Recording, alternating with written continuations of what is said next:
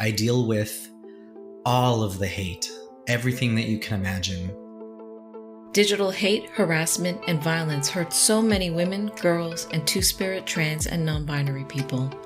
Content creators who address gender justice, like Kairyn have a lot to teach us about it. I'm Andrea Gunraj from the Canadian Women's Foundation. Welcome to All Right, Now What? A podcast from the Canadian Women's Foundation.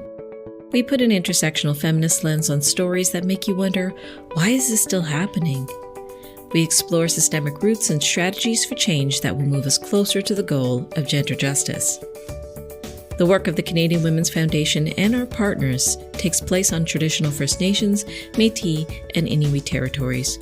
We are grateful for the opportunity to meet and work on this land. However, we recognize that land acknowledgements are not enough. We need to pursue truth, reconciliation, decolonization, and allyship in an ongoing effort to make right with all our relations. Whether you're on social media, streaming platforms, dating, messaging, and meeting apps, or on game sites, if you're a woman, girl, or two-spirit, trans, or non-binary person, you're at greater risk of hate, harassment, and violence. Indigenous, Black, and racialized women and 2S LGBTQIA+ people are amongst those who face higher risks. 30% of Indigenous women experience unwanted behaviour online. While 8% of cisgender and heterosexual students are targeted for online bullying, harassment, and hate, 27% of LGBTQ female students, 39% of transgender students, and 19% of LGBTQ male students are targeted for the same. Canada's rising hate crimes is in large part due to increased hate in digital spaces against women, 2S LGBTQIA+ people, and targeted ethnic and religious groups.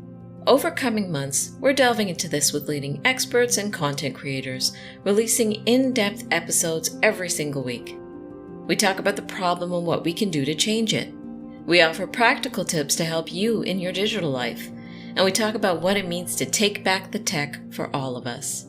We're joined by Kairyn, proudly Nakota Sioux from Treaty 6 territory, Paul First Nation, and the Alexis Nakota Sioux Nation. He's a proud Two-Spirit person and sits as the National Youth Board representative for the Two Spirits in Motion Society. As a former Indigenous youth suicide prevention team representative, he's a passionate advocate to improve Indigenous young people's lives, especially queer youth and youth in the child and family services system. Kairyn is a writer, actor, model, and TV host, and continues advocacy through content creation, workshops, and community events. He's host of Snapchat Canada's Reclaimed series and has appeared in the APTN series 7th Gen. Kairyn co-founded the Indigenous gaming organization Nietzsche Clan and is an avid gamer and streamer on Twitch and TikTok. He uses his platform to share his culture, makeup and fashion, his passions like gaming and acting, and laughs with other people. A note about content. This episode addresses gender-based violence and suicide. I am an experience, first and foremost. Second, let me say, Abawashtano, Kairyn Magapchat, Alexis Nakota Sioux Nation Chadecha Himochat, Tanse, Okisukukanamitud Nimiwin, Amuskujiaskaya Kanoche Nia. I like to introduce myself in both of my languages just because I have to. It's truly the best way, I think, to introduce who I am. I am Kairyn, he, him pronouns. I come from Treaty 6 territory, humbly, from the Alexis Nakota Sioux Nation and also from Paul First Nation. I was born and raised in Edmonton and currently am making my home for the last 3 years in beautiful Toronto, Dish with One Spoon Treaty territory over here. I'm a guest in these lands and I am a full-time content creator. I'm a writer.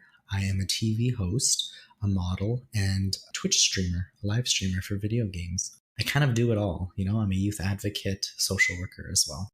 How do you personally deal with gendered hate, harassment, and abuse as a person of influence?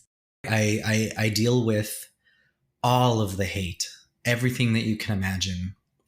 Everything from the really ugly comments on my videos to straight up just physical violence in the real world based on who I am, and pretty much for no other reason than just existing as a queer person, as a gender diverse person, as somebody that doesn't really ascribe to the gender binary, or somebody who exists kind of in this in-between space that really makes a lot of people uncomfortable.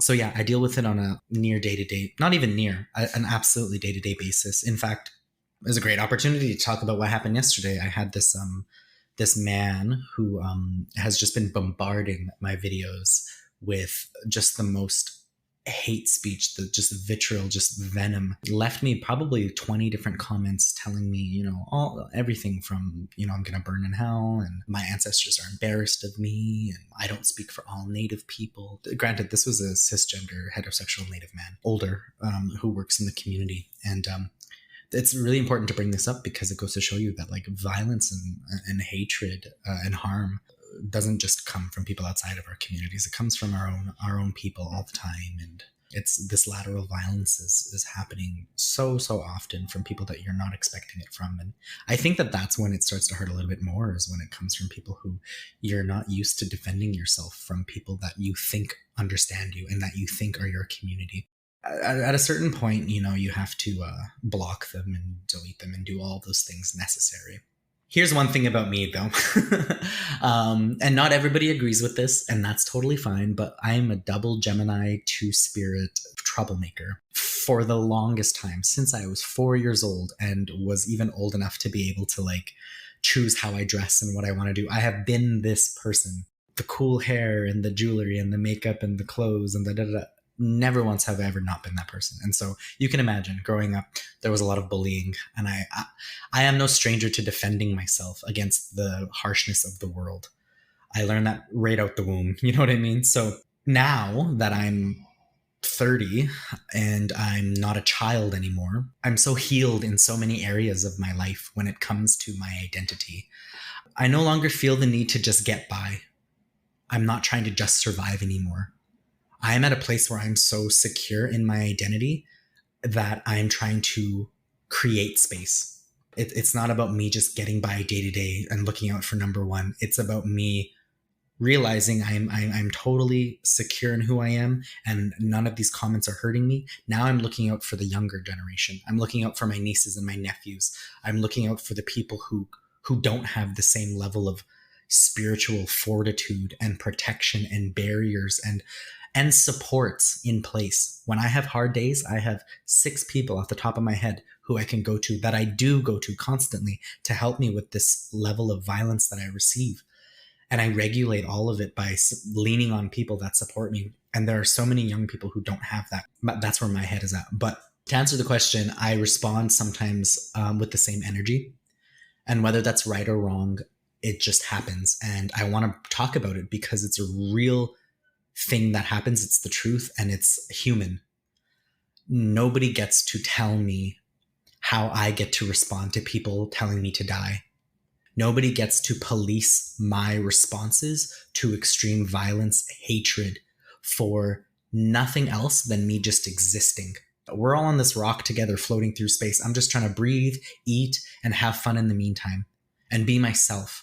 And that's all I'm asking. I'm not going after people's kids and telling them to be gay. I'm not going after children and telling them to be transgender. I am existing.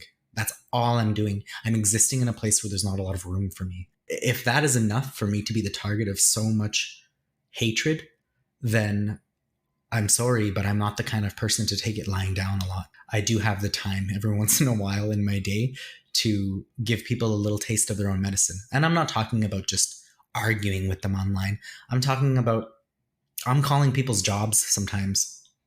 I'm filing grievances with human resources, and I'm letting people know that the stuff that they do online has real consequences in real life. And I'm not just talking about them maybe getting a slap on the wrist or getting a suspension or losing their job or whatever.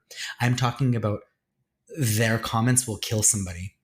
If they're telling me I should get scalped because I'm gay, if they're telling me I should hang myself with my sweater, if they're telling me all of these things, they don't know what kind of situation I'm in mentally. Those comments could 100% be the nail in my coffin. And for many young people, it is. If you're proudly promoting that you're the head of, marketing for this big corporation, and you spend your free time bullying and spreading hatred and hate speech, cyberbullying young kids into committing suicide, you need to have consequences for that kind of behavior. That shows like a character flaw in your person.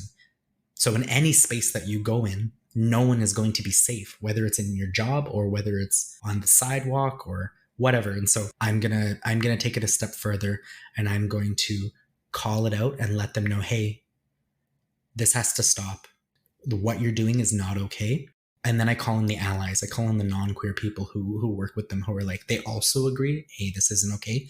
And so I feel like if in situations like that, if enough people come around them and are kind of like letting them know, this is unacceptable, maybe they'll change their mind. Maybe it might make them think twice. Probably not. In my experience, people like that don't just change overnight. But hey, it's 5 minutes of my time to make a quick phone call or an email. And if it leads to something happening in their organization where maybe they'll think twice about giving people access to the internet or whatever, then it's worth it. But for the most part, I have to just block and move on to preserve not only my mental health, but like I said, it's those young people who follow me and who are always in my comment section cheering me on. I don't want them to see random adults telling me to kill myself, because they see a lot of themselves in me.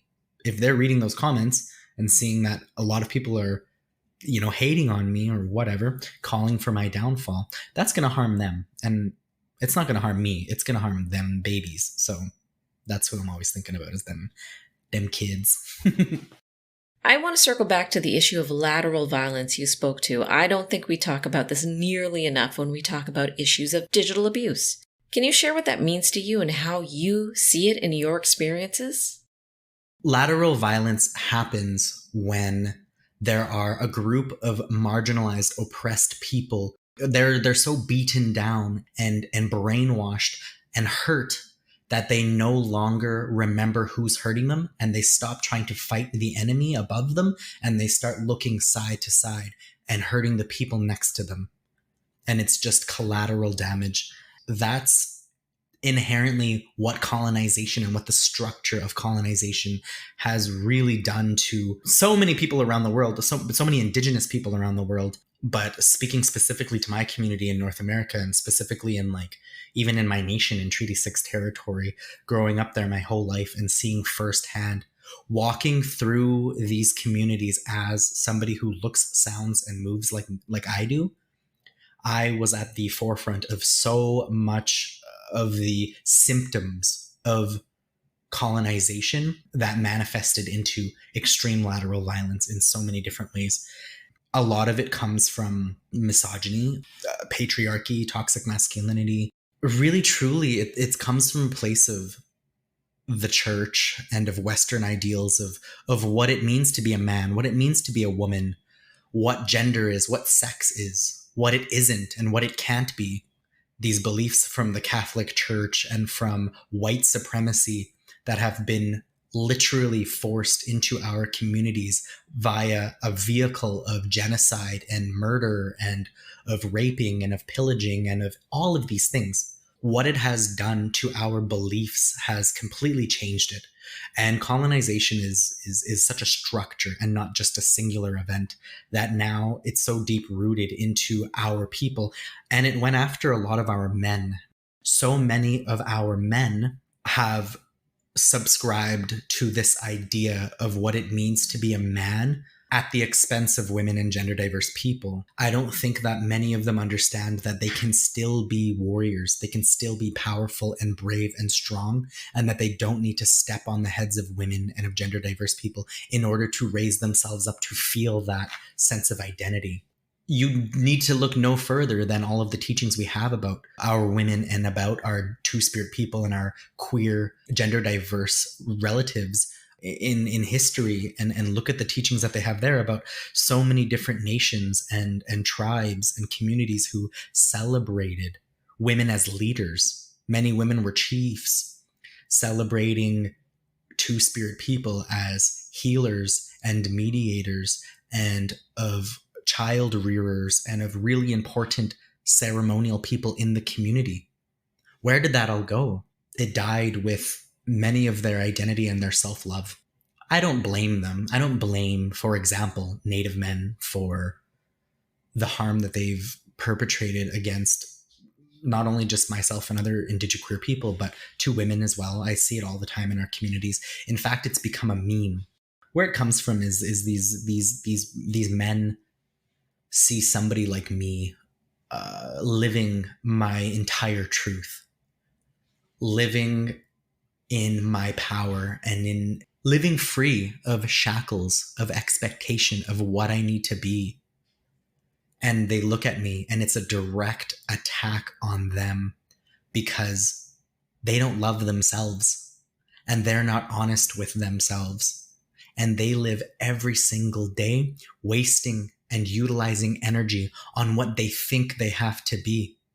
And for many of them, it's be strong, don't show any emotions, don't cry, you're not allowed to like pink because it's for girls, you have to do that. Like, so many rules and so many barriers and chains and shackles. I'm asking them to free themselves too. I'm saying, look, I exist. This is what the possibility could be for you. And it doesn't need to look like me. You don't need to look like me. You be you. You do you the way you want to do you, and don't let anybody tell you how to be you. Lateral violence really comes from there. It really stems from all of these teachings that are foreign. They do not belong at all to our communities. Homophobia has absolutely no place in Indigenous culture and actively goes against the teachings of so many of our elders. That's what I have to say about lateral violence. It's just such a it's such a multifaceted, multi-layered problem, and there is no right answer or no overnight solution. It's so, like I said, layered and complex, and it involves so much of the work that people like me and people like you do in our communities to be talking about this and raising awareness and coming up with solutions. But it really involves a lot of the men too, who perpetrate a lot of this lateral violence and this hatred against us. It involves them, and it involves bringing them in a good way that I think isn't aggressive. And we need to lead with what we're good at, which is being gentle and being those in-between people, being people who can mediate really complex ideas and giving them a safe place to be like, you know what? I love you. You're beautiful. Your masculinity is beautiful. Because masculinity is beautiful. I'm saying toxic masculinity, I do not like. I didn't say anything about regular, healthy masculinity. You're making me wonder about what it would mean to decolonize our digital spaces, just like we have to take decolonizing action in other spaces. What does decolonizing our online spaces mean to you? Being a full-time content creator now for going on 3 years, I've had so much experience watching many of my things go viral, and then many of my content reach like 2 people. So I've seen everything and in between, and watched many of my friends and close relatives have their content do what it needs to do. What I've really taken from it is that I really believe that these online spaces, although they are all online and they're different inherently, I find that they mirror society so much, and that many of the things that I try to teach allies about in real life, it completely makes sense and applies to digital spaces as well. One of the biggest ways that I think we can decolonize being online is putting an end to so many of our narratives and our truths being hijacked and being taken from us and being told without us for profit a lot of the time. And that many of our voices and our storytellers and our leaders and our artists, who are the keepers of these stories and all of this beautiful expression, they're the ones being railroaded and they're not being given credit. I'm seeing so many accounts pop up just blatantly stealing content so that they can sell crappy, made overseas random merchandise with eagles and slogans on it for ridiculous prices, cashing in on Every Child Matters, Orange Shirt Day, MMIW2SG, like red hand logo merchandise. Just disgusting, you know, and as if Indigenous people haven't dealt with enough, but now we can't even like bring up anything without just wicked non-Indigenous corporations coming in and making a quick penny off of the trauma of Indigenous people. So one great way to decolonize these spaces is to call out that injustice when it happens, to put an end to it, to be mass reporting these accounts.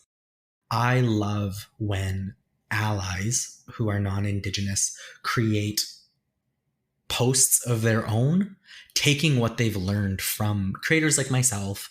I give a ton of who I am, but I give a ton of what I've learned from my community and my worldview to my followers for free all the time, constantly. And they learn a lot from me. And I get tagged in the cutest posts where it's like, hey, today I went out and visited my local reserve and I made a donation of 25 ribbon skirts to this organization because, oh, Kairyn told me that many people don't have access to that. And so I used my privilege to go and do this. And I think decolonizing starts really in our own backyards. I don't like when people try to make these really grand gestures of systemic change overnight. It's not realistic. Do the most with what you have and never ever underestimate the power of planting that little seed and watching that grow into something. Are you even following any Indigenous people? Where are you getting your news sources from?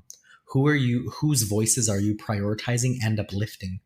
Because if you're interacting on these algorithms looking for Indigenous content and none of the content that you're consuming or liking or sharing or commenting on or reposting is by Indigenous people, then you are a part of the problem and you are contributing to this system that has continuously stolen and appropriated. Even for like Two-Spirit people, there's just like this wave of like non-Indigenous people appropriating this Two-Spirit identity and coming up with this whole new identity. And you know what? It makes it so much more difficult for somebody like me to be like, hi, everyone, I'm a Two-Spirit person. People are like, well, Two-Spirit is a brand new thing that you guys just created last year and da-da-da-da-da.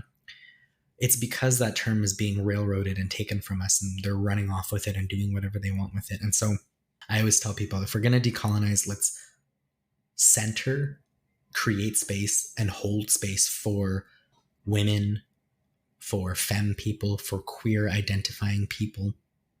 And let's make space for our Native men in a good way and let their truths and their stories be heard too. I think that's a great way to decolonize. Any tips or advice you would share with our listeners worried about unsafe digital spaces and not quite sure about how to make things better? There are people who are even afraid to post good things, much less come at somebody and confront them for injustice. They're scared to share a picture of their brand new puppy that they got because they're scared of being perceived in any kind of way, whether it's good or bad. It's tough for me to put myself in their shoes because I live my life so much online and I just really don't care what people think. But it took a long time for me to get to the place where I'm like, say what you want to say about me, perceive me however you want. I'm still going to live my life. I think one kind of interesting sort of mechanism that they can use is just thinking, and this kind of goes back to decolonizing a little bit, but like seeing these spaces as community spaces. Like when you look at one of the people who you've been following for 4 years on the internet, who you love all of their posts, you interact with them a lot, kind of see them as like your next door neighbor. And if you see someone coming onto their lawn and shooting their house up with a gun, you're going to call the police.